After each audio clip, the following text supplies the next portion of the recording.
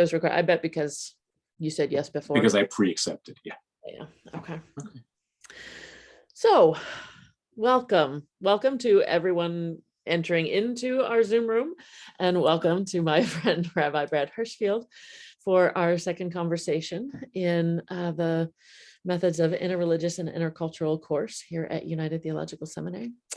The invitation and sort of governing theme of this conversation is a question that we referred to in the previous conversation, but it's also listed in the syllabus, and it's been coming from many more United students in the last several times. So we're finally, or I am finally, maybe that was the royal we, I am finally beginning to engage the question directly, because I think that'll be helpful for the learning environment and for the journey that we are beginning. So the question, after a drum roll, will this course make me a better evangelist? Will this course make you a better evangelist?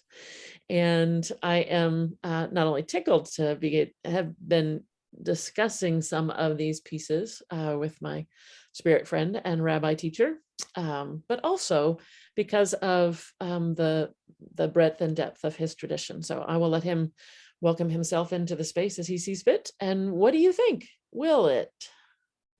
Thank you, Dr. Hess. It really, and I go back and forth so people understand between Dr. Hess and Lisa, because Lisa is a friend and a colleague, but also a teacher who deserves the respect of the title. Mm-hmm. And not just because it was earned once, but because in the context of our ongoing conversations, it's earned again and again. And I really appreciate that.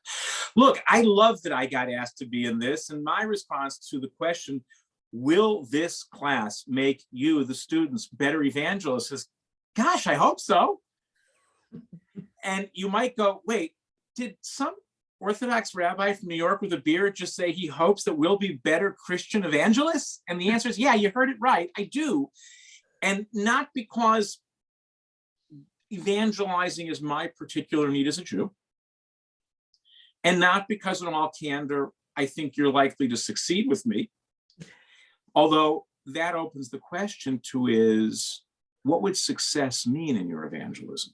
And I absolutely hope this class will be one of the things you acquire in your time at United that will make you a better evangelist.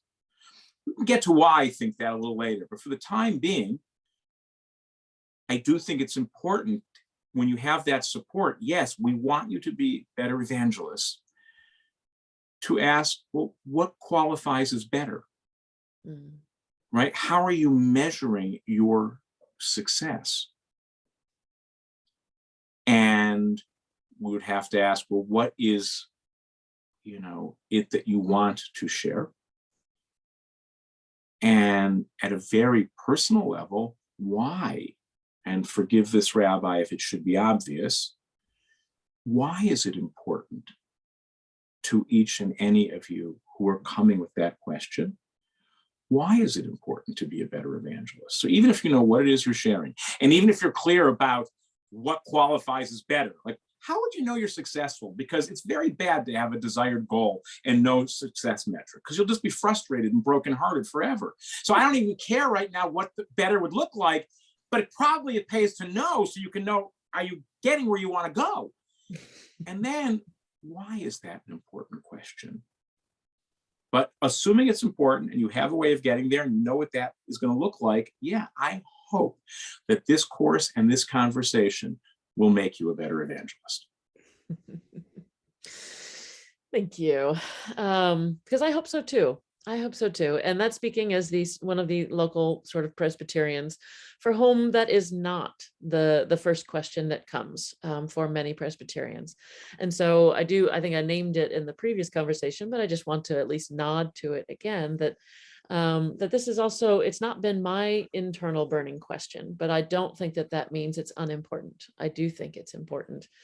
And in one of the journeys to the Holy Land, Israel, Palestinian territories, we got a chance to visit a place where the focal point became the good news. What is the good news? And I found that to be really enlivening for this conversation, but also for me, because even though I grew up Presbyterian, my parents were uber elders in the Presbyterian church. I'm now in this vocation for over 20 years.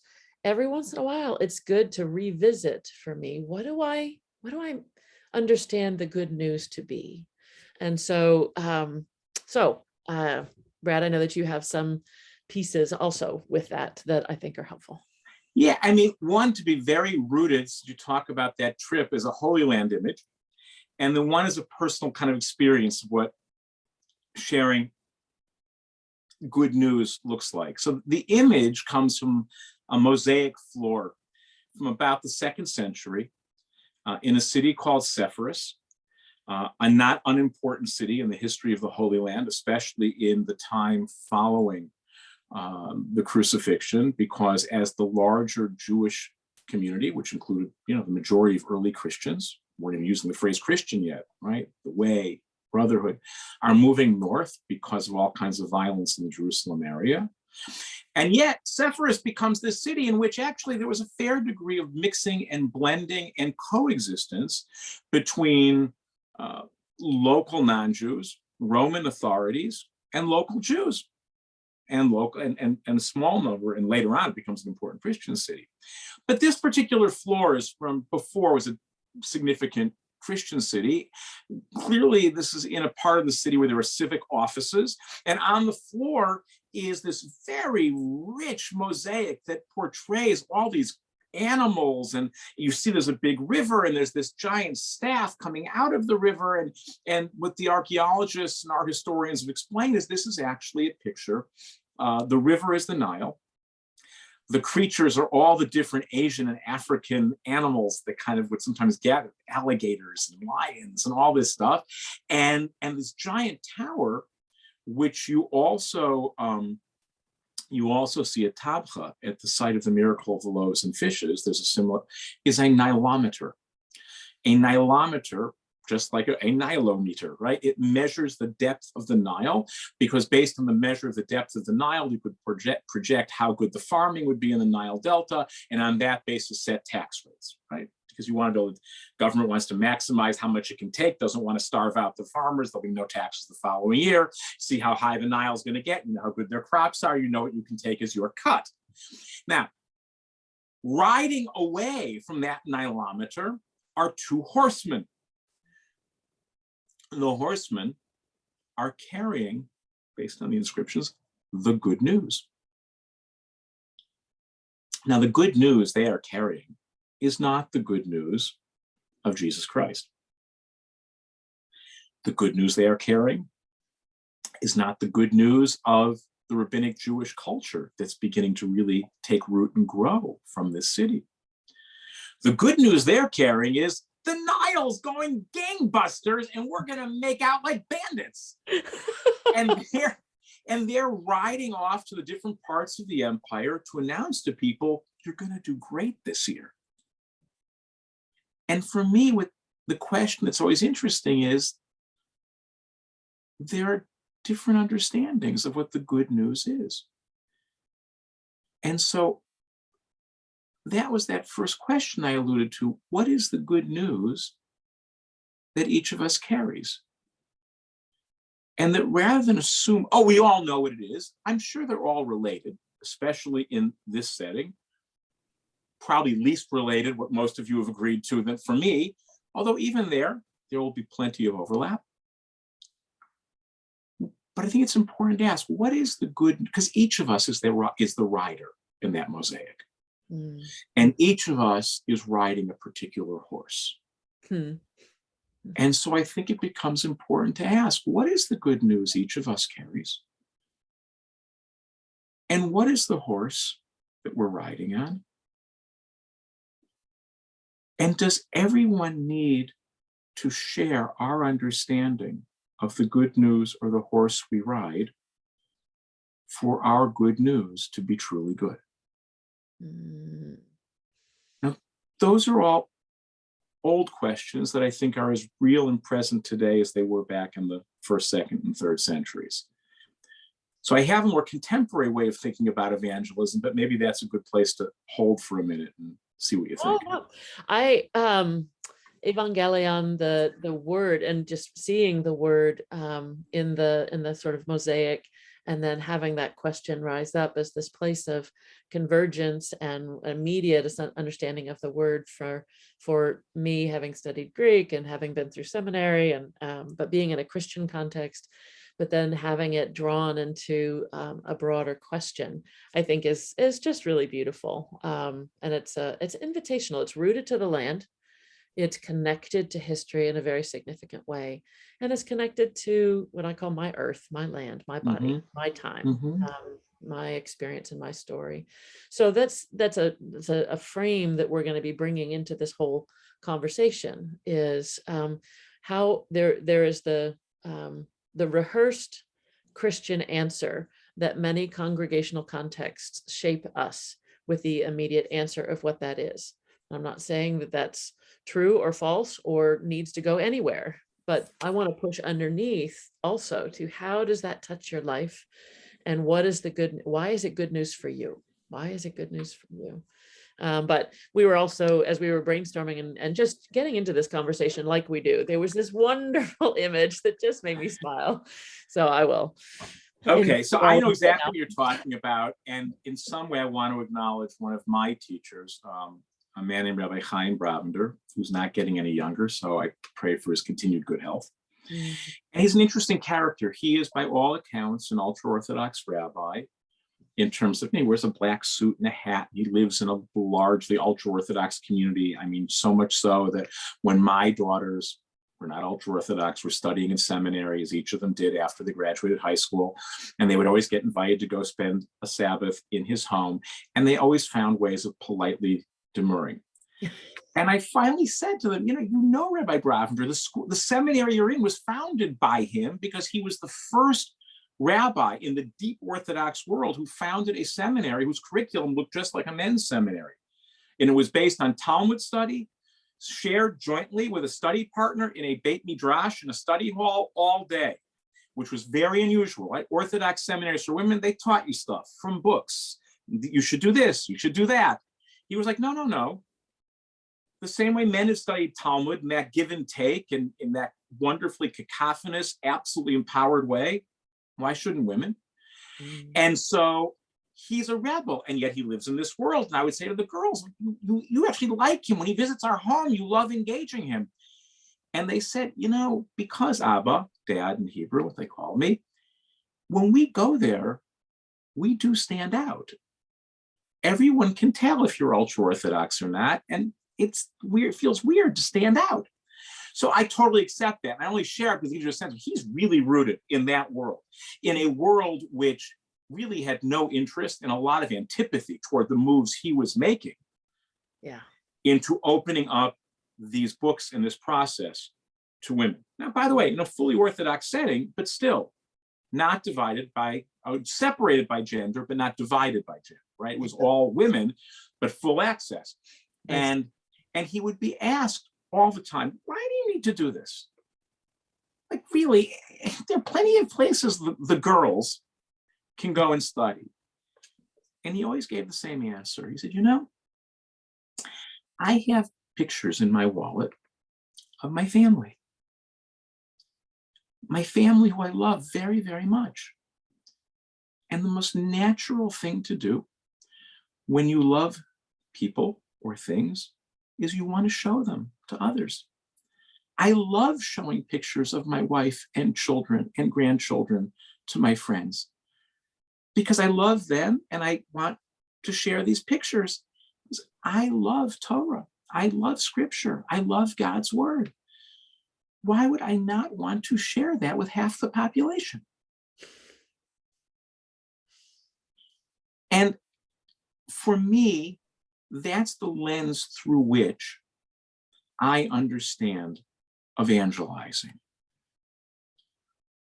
When you love someone or something or the word, the most natural thing is to want to share it with others. Because if you love something, you do want to share it that's the generosity that comes from that kind of love is real. And so to me, what evangelizing is, I have this great gift from God and I love this gift. And so as an act of love to you, I want to show it to you. So here, have a look. And I really think that's it's like showing pictures of people you love. You're showing people words you love. And so I totally get that, with two important caveats. When I show people pictures of my family that I love, I don't expect them to adopt my children. And more importantly, because that's got its own precedent as well, I don't tell them that unless they adopt my children, they're either going to hell or worse, I'm going to kill them. Yes. Which, and those are the extreme versions, but here's the method piece that I think is part of the ethical obligation of proud evangelism. If I'm right, and I really do trust that I am, that it is an act of love, then part of the way we have to measure acts of love is not only whether we mean them to be loving, very important, do the people upon whom we're showering our love feel loved? And you got to ask. And you got to check in. It's not fair to say, oh, you're only trying to convince people because you're insecure, or you need everyone to agree with you. That's such an unfair thing to say. No, when you love something, you want to share it. I get that. I appreciate it. I respect it. But if it is an act of love, then we who are sharing our love have to check in with those upon whom we're showering that love and say, how's this working out for you? Do you feel the love? Because if they say no, we have to revisit why we are doing this. That brings, and I think probably why it's not been my question for a very, very, very long time about this is because there are lots of ways where this is a sort of thing in my family where I have an older sister who wound up in Campus Crusade for Christ. And I was in high school, I think. She was heading into college. And I think there was this, that she was learning the skills of evangelism. And she was very concerned for the nature of my soul and the salvation of my soul. And so she would be pretty intense about trying to save my soul. But part of the challenge was I didn't feel seen. I didn't feel heard. She didn't ask me anything about myself. It wasn't so I have a strong energy and intensity about this question of checking in with the other. And do they feel the love? Do you feel the love? And if not, if the true honest answer, and they're able to say truly and honestly, no, I don't feel heard. I don't feel seen. I don't feel celebrated in the wisdom that I bring into the conversation. Then that's when it's okay. So what is it driving me? What is it driving me? And there's nothing wrong with asking that question. That's the deepest, that's the avenue into wisdom and deeper knowing of who we are as disciples of Jesus Christ and how Jesus would see us, and how Jesus is inviting us to grow in some ways of self-reflection and potentially repentance. And we talked about whether to name this at the front, but I think part of my felt sense of responsibility here is that there's a tremendous history of violence that comes with a Christian imperialism, that comes with previous and old understandings of missionary behaviors. But when you go even further back into history of proselytization, that led to incredible violence. And so as my sort of calling as a seminary educator, and with this particular path and coursework, these questions aren't just about niceness, being impolite. They have deep, deep roots and also an incredible power that needs to be honored. And if we do believe in the power of the word and the word in its spoken, then words have impact. Violent words have impact, even if we don't mean them violently. Conceptual violence has impact. So what I mean by that is thoughts of division and separation that make us and them further and further apart.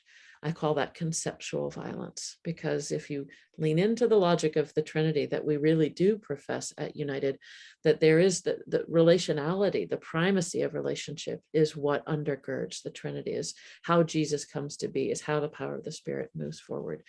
And so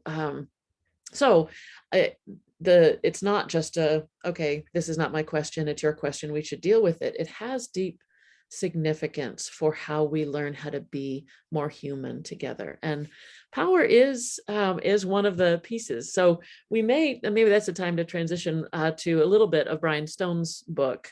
Can I just throw in one thing? Oh, I yeah, want to publicly appreciate what you just did. And it's both personally powerful for me and appreciated as such, and I think instructionally powerful.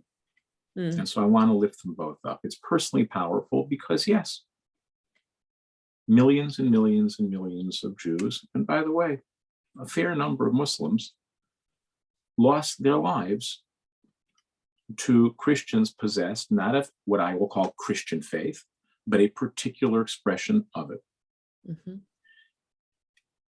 And so I think it's really, by the way, I think it's important to acknowledge it, not to paralyze the evangelistic impulse at all. I actually think by doing what you did, this is the other piece of it, is that you're empowering the evangelistic impulse by putting an ethical underpinning with it. In other words, that's the subtitle of the book that we're going to talk about in a minute, is The Ethics of Christian Witness. Okay, I'll go further, of Christian evangelizing. And being ethical doesn't mean you stop. Being ethical doesn't mean you're mealy-mouthed or weak in your conviction or your actions.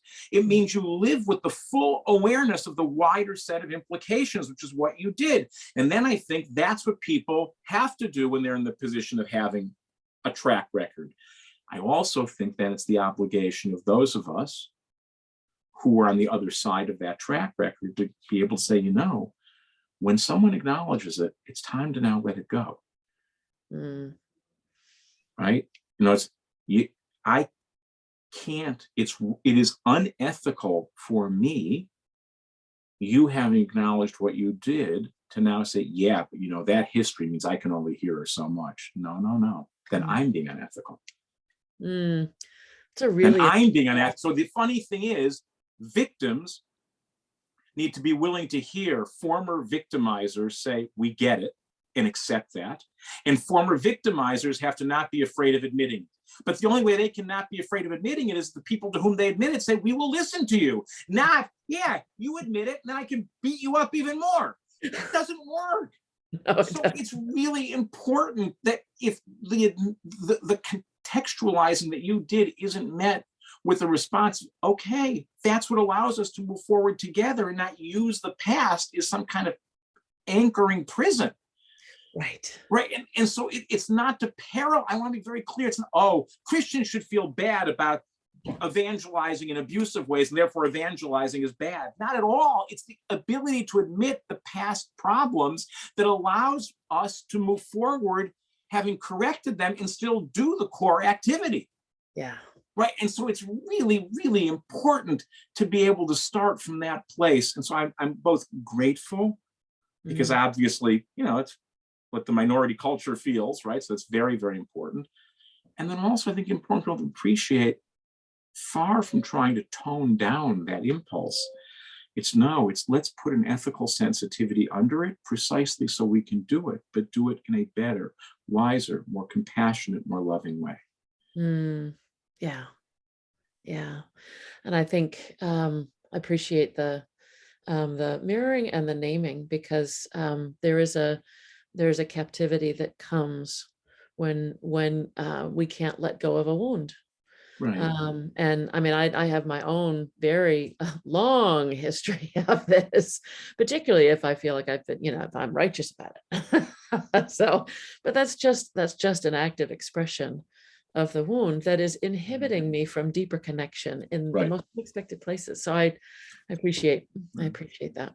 When this question kept coming back up, I went into the literature and just looked around. Is there something that would help the conversation? And I came across Bryan Stone's book, Evangelism After Pluralism, The Ethics of Christian Witness. And so I'd like to move our conversation into that framework, and also with a sense of just showing my cards a little bit. I was really interested in the book because Stone is really intentional about naming the contexts of empire, nation, and market.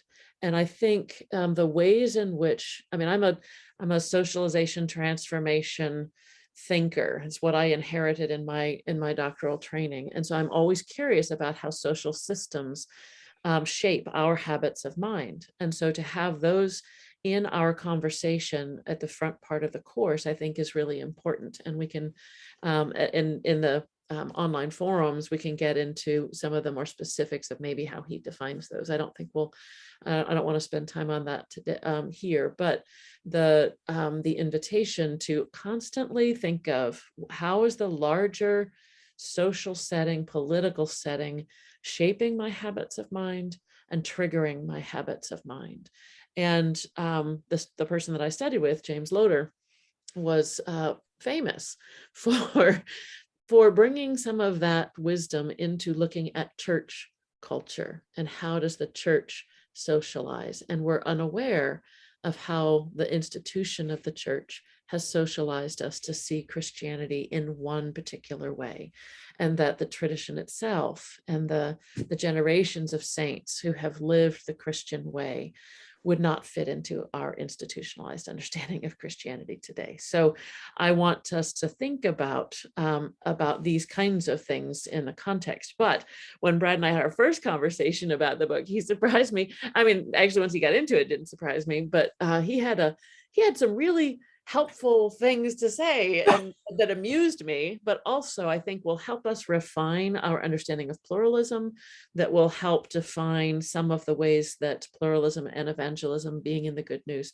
can coexist in some significant ways. So Rabbi Brad, what did you think of Bryan Stone's book? So I've been kind of on a journey with this book, which I've now read through twice. The first time you told me about it, I was super excited. It's like Evangelism After Pluralism, by which I assumed I was going to get a book about lifting up the enduring value of sharing the good news in light of a pluralist context. And so I was like, finally, someone who understands how to honor the desire to share what you love with others, but do it in a context in which there is real pluralism at work. And I was like, this is fantastic, because I don't care if it's my tradition or not. That's really, there's an art to that. There's a science to that. There's a faith to that. And I was like, I'm going to learn. Then I read the book and I was enormously annoyed. And we'll get into some of the stuff that I was deeply annoyed with. And then I read it again and I'm still annoyed about the stuff I was annoyed about, but have come to also see certain real points of wisdom and light in what it is he is doing. And I want to try and hold the book in my head and in my heart, if possible, in a pluralist way, by which I mean, I'm not giving up the parts that annoy me, but I'm also not allowing them to be an excuse to be blind to the points of light and wisdom, including the ones that I'm not so comfortable with. Because that means to be a pluralist, and we'll get to that. It's not just seeing the stuff you agree with, and like, oh yeah, they mumble about it differently, but we both know we're right. No, the stuff where I'm really not necessarily convinced, but I'm moved, and I'm intrigued, and I'm surprised, and that all of that is also in the book. But since you did start with a bit of a smirk about what annoyed me, yes, I will actually share a couple things. We'll kind of go through. There's really three things I want to touch on. The first is actually how the book opens, and it's not, I think it does set the stage for some of the things he's deeply sensitive to in a good way, and also really problematic, because he begins by quoting at length from Christ on Trial, which is a book that was written by the Archbishop of Canterbury, Rowan Williams. And the passage he cites talks about the ways in which power and functioning in a world of power is basically anathema to the word and teaching and presence of Jesus Christ. And I read this, and you forgive me, I thought, is he high?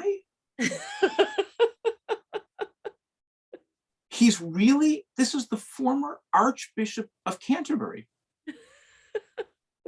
who sits in the House of Lords under the title of the Baron of Glastonbury. And he's talking about power as being inherently problematic. If it's problematic, I think you should give yours up. And you can start by giving it up to those of us who have had relatively little power. The last time I checked, it wasn't the Church of England's members who were thrown out of England 3 different times in 500 years. It was my family. Right. So it's always odd to criticize power when you have power. Mm. And I appreciate deeply the concern by those in power with abuses of power. That, I think, is really important. But when it gets reduced to power versus powerlessness, especially when powerful people who aren't relinquishing any of theirs criticize how problematic power is, I worry. And I worry because not only is it, I think, wrong-headed and provides a kind of emotional barrier to really asking what is our role. Mm-hmm.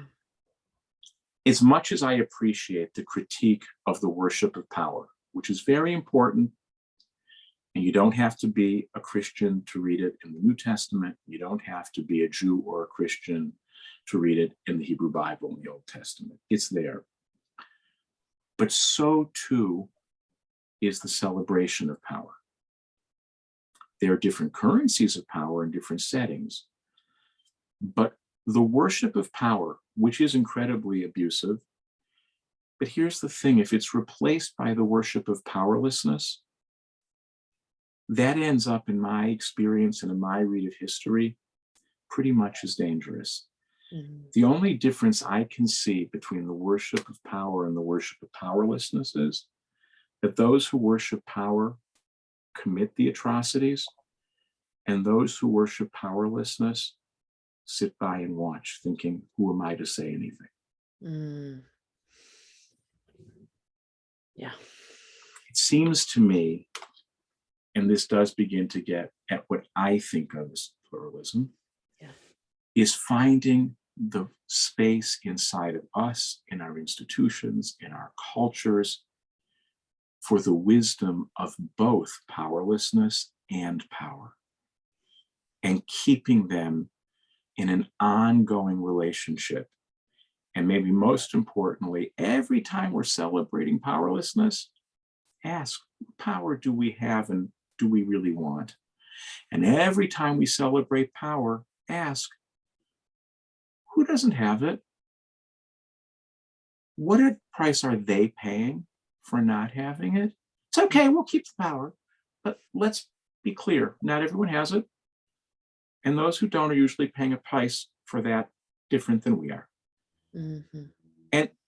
But if you get rid of one or the other, you can't have those conversations. And so I think it's really important. So yes, I did start out kind of annoyed because, this Jew in New York is like, really, the Baron of Glastonbury, who is the head of the Church of England, is questioning the ability of power to fit with the word of Jesus Christ? His whole life has been about that marriage.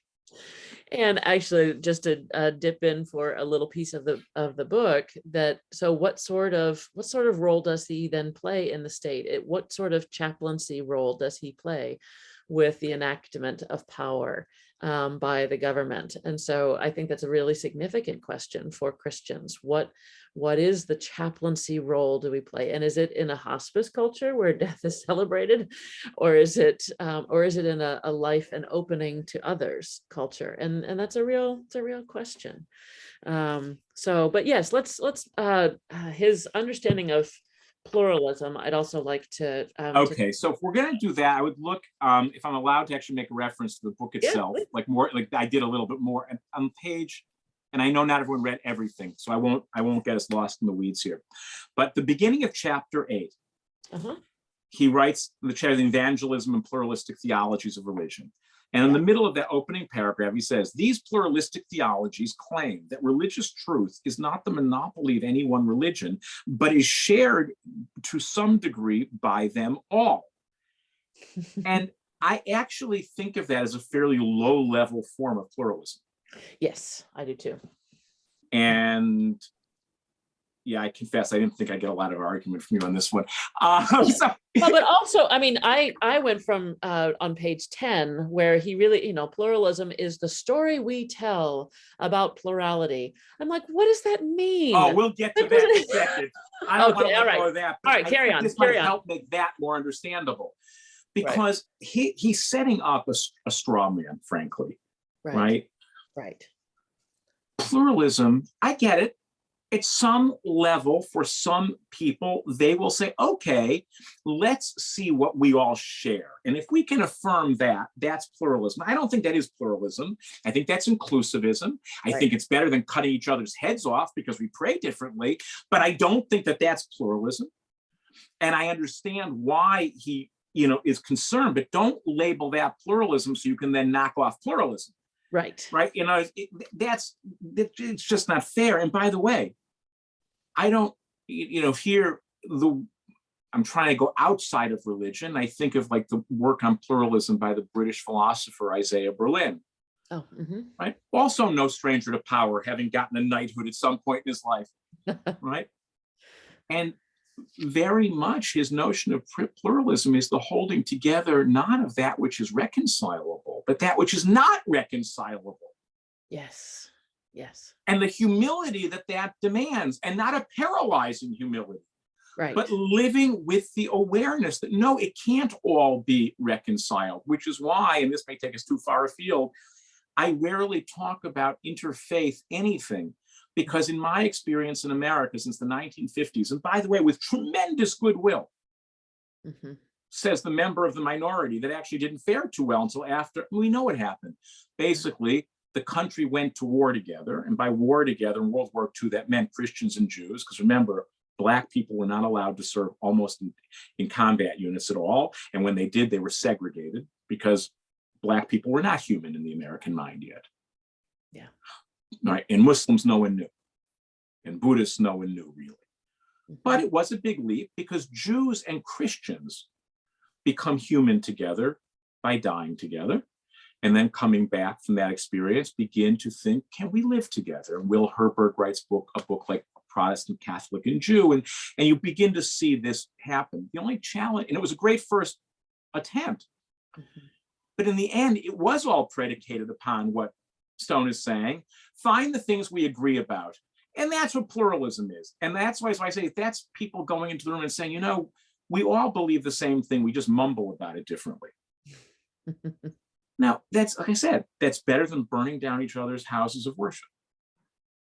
But for me, pluralism is exactly what happens when we venture beyond what he's describing, beyond what we agree on to some degree, and moves us towards saying, wow, there are irreconcilable differences here. And yet we dare to imagine they are part of some infinite truth. I would say, because like the rest of us here, I am a believer, they are finite manifestations of the infinite God in whom I believe. And I don't need them to necessarily overlap. I need to figure out in their non-overlappingness. Now I'm venturing into Catholic teaching about science and religion. Well, actually, and I'll pick up from there. In their non-overlappingness, can I still, if not exactly hear the word of God, at least trust the word of God? Yeah. And I appreciate deeply because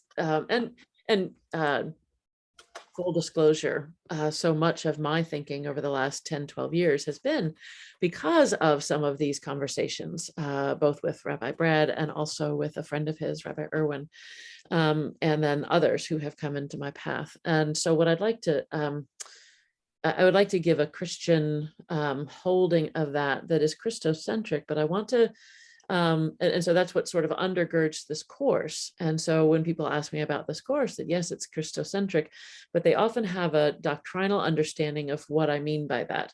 And it is a doctrinal understanding of what I mean by that, but not often how it functions in Christian cultures, congregational cultures today. And so this is where I really go back to the Church Council of Chalcedon, and really the formulation of how we understand who Christ is that, and it's this beautiful argument that's going on in the church. Of course, caused some death of its own. That part was not so beautiful, but those who really were emphasizing the humanity of Christ, and those who were really emphasizing the divinity of Christ, and they fought for years and years and years, decades, to the point of killing one another, until finally the council, the church comes together and they come up with what is called the Chalcedonian formulation that holds two things that are completely irreconcilable. They are never going to become the same thing, but it's held in a unity in the personhood of Christ with what is called an apophatic horizon, which means there's no way that our minds can flatten it to have it make sense. You have to trust in the ongoing movement, hence apophatic horizon, the unknowing horizon, and trust that, and so it's a completely, in the history of the Christian church, holding of what is, and a pluralism that doesn't try to flatten it, doesn't try to find the common ground, but holds irreconcilable opposites together. And I will say, in your ability to hold it in your body, your ability to hold it in your spirit with a trust in the goodness of God to come. So it's complete. This whole course is identified in a Christological way, but not in the ways that we've inherited it in a congregational institutional frame. So that'll be the first time that I say that. I will say that again in various ways over the course of the semester, but I want to invite you into the trust and away from the fear of I'm going to betray, or I'm not going to be faithful, or there's no way that you can. The faith that comes through you does not come from you. It comes through you from a greater source, a greater mystery that is going to speak through you. And so that's, we talk about the Christ in us, the Christ in me. So anyway, I appreciate hearing a piece of how that comes to speech in you, and then want to invite the students to feel their way into that themselves. So where are we? Well, you wanted to go back to something on page 10, which I think, and I think that's worth it. And then I want to, before we depart, talk about the very end of the book, because it connects a lot to what you just said. And yeah, so how it is that even though Jesus, in all candor, is not the Christ for me, and not but, and there is a divine wisdom in that Chalcedonian Christology, which actually Jewish not so good at accessing. Forget, that's a nice way, doesn't have. And inspires and moves me in the deepest ways so that I know it is divine. And no, it's not exactly mine, but it is from the God in whom I trust. And so maybe toward the end, we'll talk about the relationship between what, and I have mentioned before, I think, between what I think of as genuine pluralism and what another teacher of mine, boy, very different than Chaim Bravender, Bishop Christer Stendhal, called sacred envy or holy envy. Yeah, let's not lose that. The only piece that I wanted to return to, because you pretty much did the story that we tell about plurality. I like how we've sort of moved beyond that, and that was my intention. But the piece that I want to it's actually on page 8, where Stone is identifying that much of Christian evangelism refuses to play by the rules of the culture. And as I read it this time, because I also have read the book twice, as I read it this time, I was really caught by that phrase, both for what is underneath it. It's the question again of what is underneath your desire, your drive to share. And so I've seen a refusal of the rules of the culture be in a very much a grieved voice, just drenched in loss, whether that is from rural contexts where children no longer live at home and the churches are getting smaller and smaller, and there's a fear of losing what is most sacred and most important to you. And so there is this, I'm going to refuse the larger culture or the media, so there's this stridency that's about separationism and fear and division, competition, and it comes from a sad place that has no expression. And it could be grief of losing centrality of a voice in the culture. For so long, we've thought Christianity is the culture of the United States and Christendom, and that is not the case. And so what grief do Christians feel at no longer having that centrality? When the world was easier and it was all in our terms, and how do we deal with that?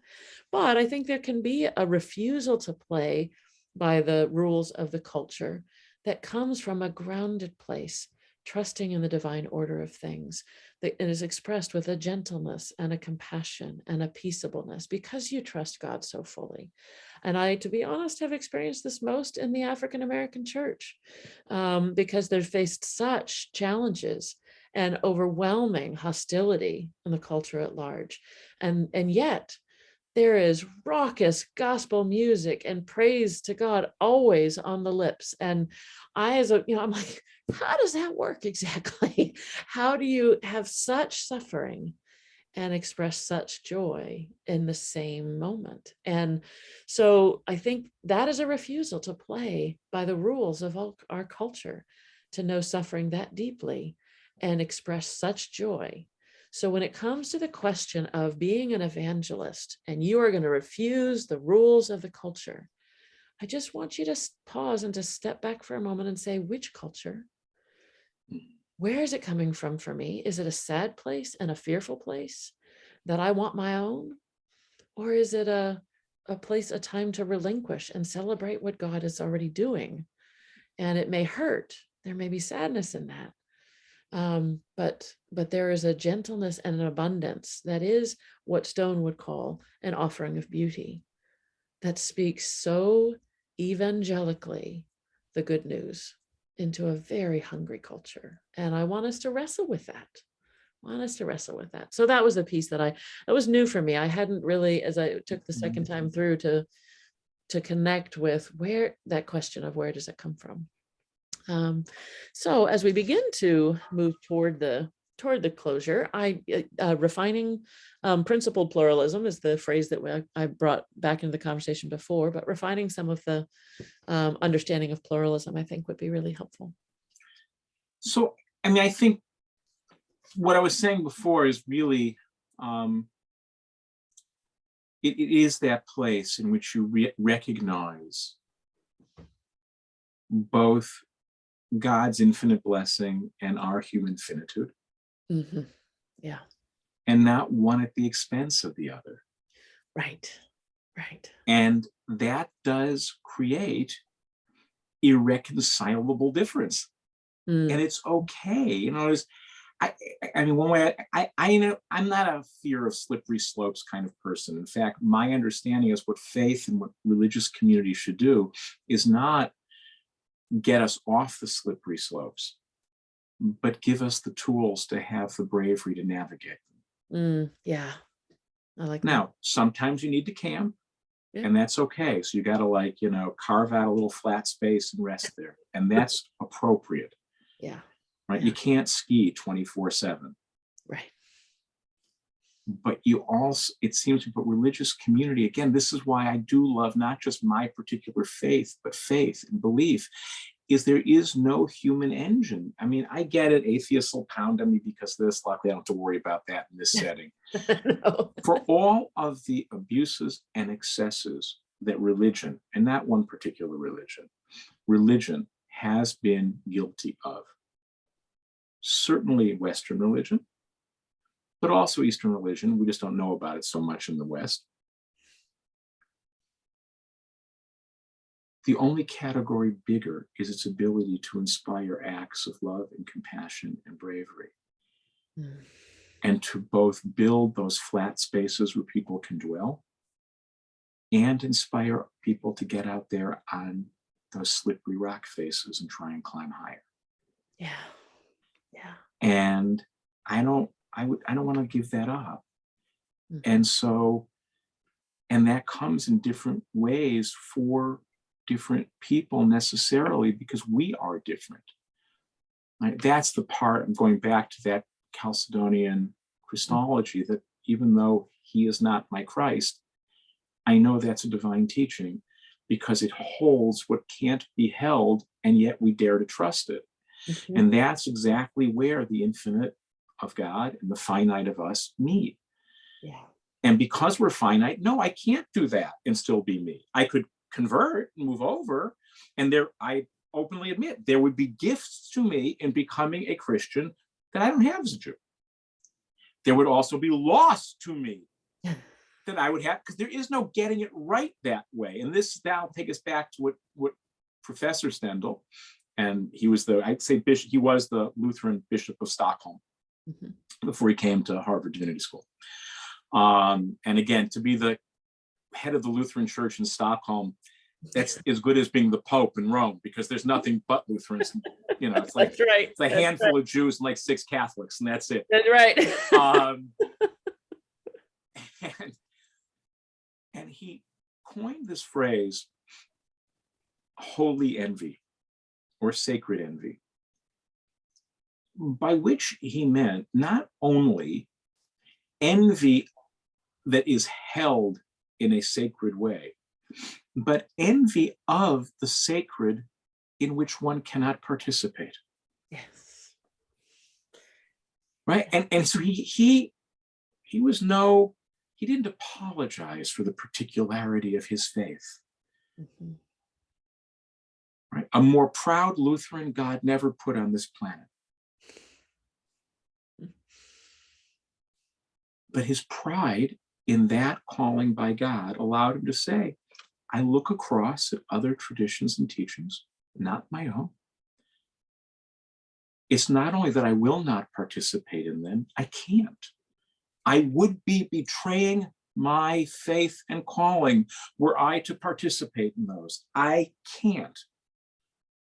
People always say, oh, it's so nice that you choose to observe these laws that you do as an Orthodox Jew. And I always tell them, I don't choose to. I mean, I do, because I wasn't raised that way. But once I've made the choice, it's not a negotiation. I believe this is what God demands of me.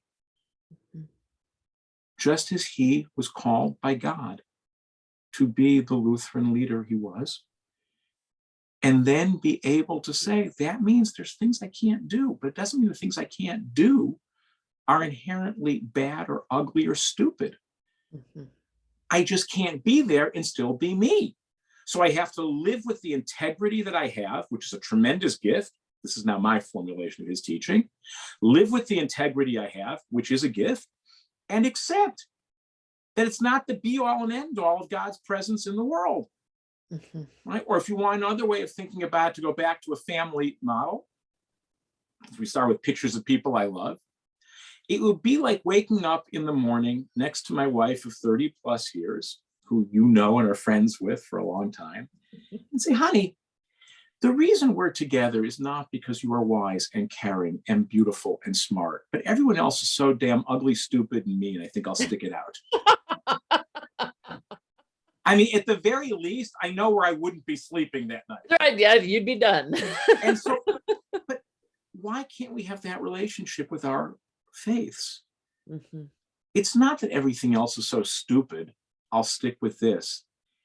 It's that I've been given a gift, and I love this gift, and I'm in love with this gift, and I may even want to share this gift, but I don't need other people to necessarily buy it.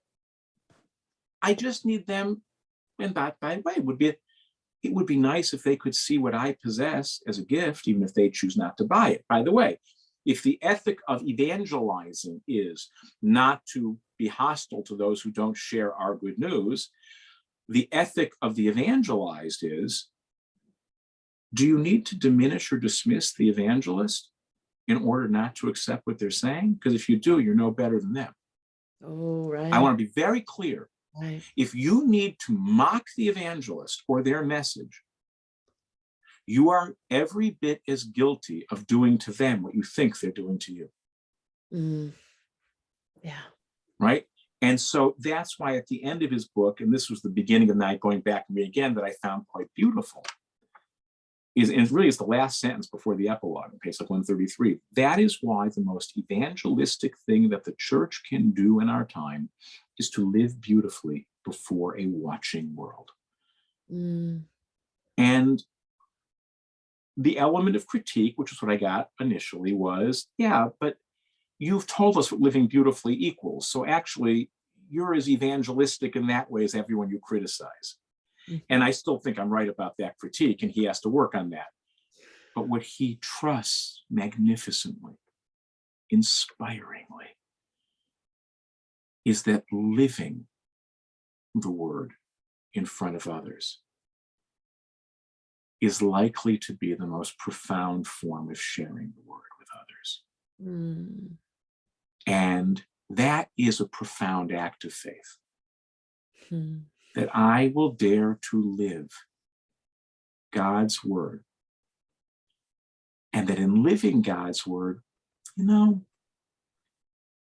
most people, even if they can never admit it, they know what they're seeing. And then they'll make their own decision.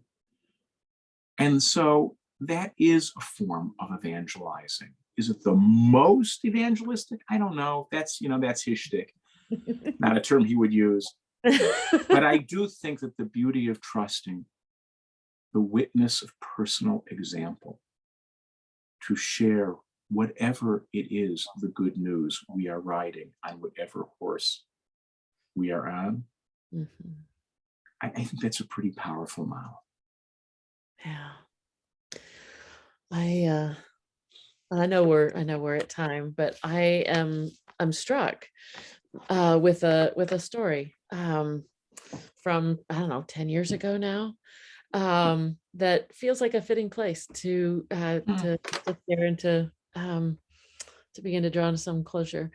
Because one of the first times that Brad came to teach in my class, I was not on the planning committee to know what was going on campus. This was when it was all on campus and I was overseeing the formation groups. And so I invited Rabbi Brad Hirschfield to come to sit on a panel on theological diversity. And I did not know that it was Evangelism Week at United. I had no Perfect. And I remember just this collision inside of me, because of course, everywhere around the campus were posters, give them Christ, which of course is a Wesley thing, but I didn't like the us them thing of it. And here comes my friend. And I was just all up in my hospitality thing. So anyway, we had our panel, which went beautifully. And then it was time for worship. We had worship at 11 o'clock on Wednesdays at that time. And we're sitting in my office and I'm stalling, because the evangelization professor is there to preach. And I'm like, I don't know how this is going to go. She doesn't know a modern Orthodox rabbi's in the room. And I just didn't want to go. And Brad said, it's worship time. Shouldn't we? So we did. We went in early. And it was when so we sat at one of the tables in the back, and it was when it was in the fellowship hall before the chapel was built. And I became very aware of a deep sadness in me. Because it was going to be a communion service, and here I'm here with a dear friend, and we will not go up to the table together. And I was sad. I mean, like tears sad. And so I sat with that for a while. And as we, one of the things I think that's significant is that in a fair amount of, in the Christian charism, of going out and about and meeting others and welcoming others in, I've been in multiple interreligious spaces and solely traditional spaces of other traditions. But at that point, there had been nobody in my journey who was at the heart of my tradition with me. And I think that was some of what the sadness was. I mean, somebody who was outside of my wisdom tradition. So, it came time for communion, and I walk up to receive the bread and the cup, and I'm sad. But I'm also glad to be receiving at the center of my faith expression, the sacrament. And I turn around as I walk back, and I see Brad in this posture of prayer. And he is so completely present to me, to the room, in the space. Did he come up to the table? And no, but he was so completely present with me in that space. And then I started to cry for other reasons.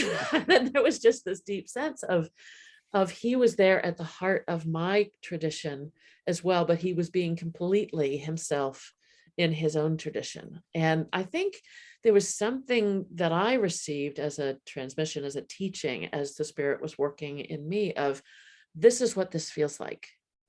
This is what this feels like. And it's been a piece of what's sort of guided my sensibilities up to that point, because I have been in other places where it did not feel like that, and I had to leave. But there's a way for that feeling of connection and belonging while maintaining irreconcilable difference. It's possible. You can do that in a human body. Jesus did it in a human body. So, there are ways that, and then you can come to know what that feels like, that can then guide. So I just would like to say thank you in an official, formal way for that teaching and that companionship. And also that you were the one who said, shouldn't we go to worship? I was so totally not going to worship that day. Well, I was insecure. Then I think, yeah, sure. There's one non-Christian in the building right now, and he's snubbing us. And so that was my concern. Look, I have been shown more hospitality, intellectual, spiritual, and physical within the confines of United and its students and members of its faculty. And that all does begin with you. So I'm deeply, deeply grateful. Me too. So any words of wisdom, further words of wisdom before we sign off? And I think just on this last bit that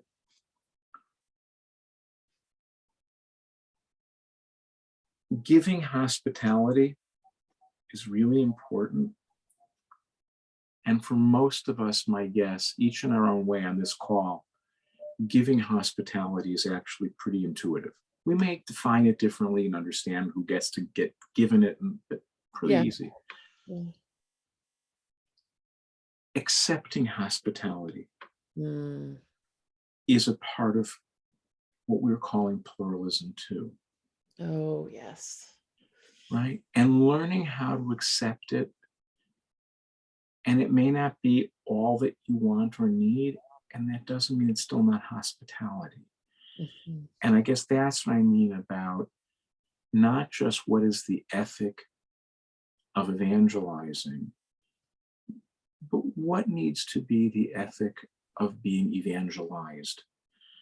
Because if it's just who can figure out who is more spiritually damaged so as not to hear anything they may have to say, I mean, that's a race to the bottom that isn't going to serve any of us. But if we could ask ourselves always, it's going back to what you said, why am I here?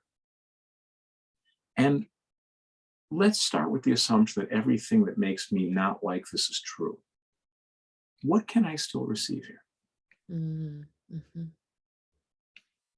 Yeah.